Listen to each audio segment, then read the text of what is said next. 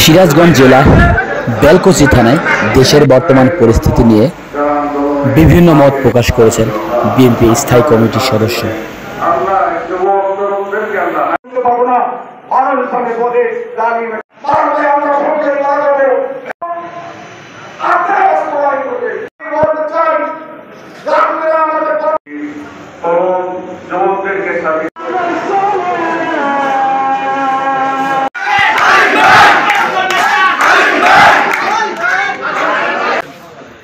আগামী অল্প কিছুদিনের মধ্যে এখানে একটা ভালো সুন্দর অনুষ্ঠান করবো, মত বিনিময় করবো।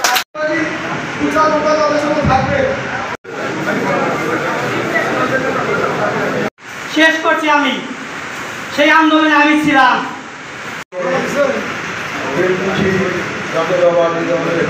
আমি আপনার সম্পদের লোকজনকে বলবো, অতীতে